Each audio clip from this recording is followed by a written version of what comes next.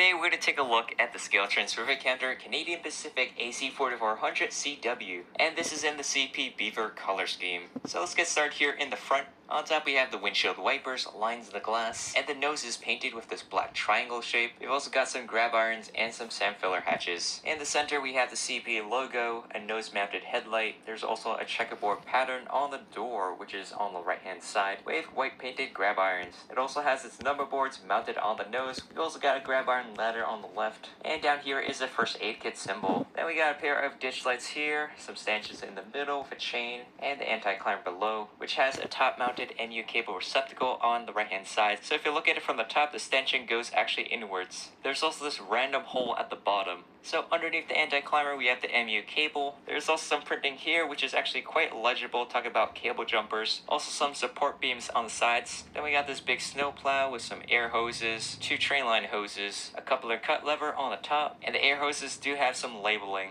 And it's using the Scale Trains Type E knuckle coupler made of metal. Alright, so now let's go check out the side. So in the front we have a stairwell painted with white stripes, and as always the F for front. Then here are the side cab windows. There's two boxy ones and a rounded one in the front. There also is a side view mirror. The windows on the sides are tinted, but it does have an interior which you can kind of see through the front. Then we got the road number 9658, the locomotive class, and apparently CP calls this the DRF44, which interesting enough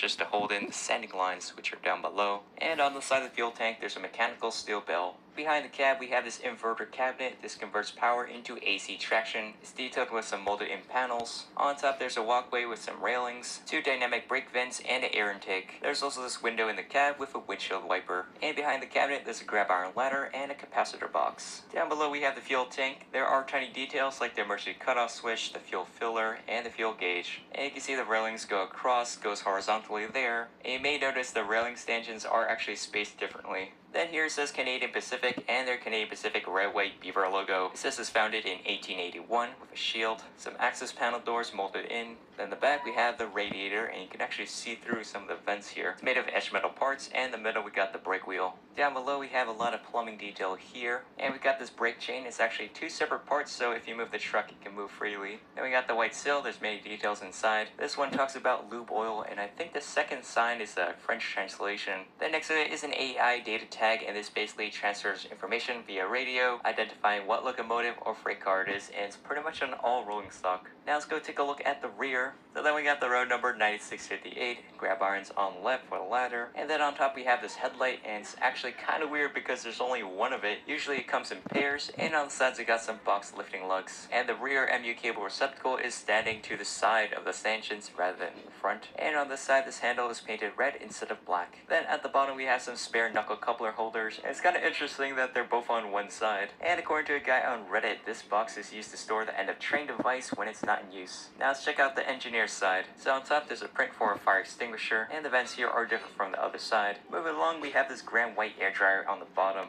Then we got two air reservoir tanks for the air brake system. You can see some piping in between. More fuel.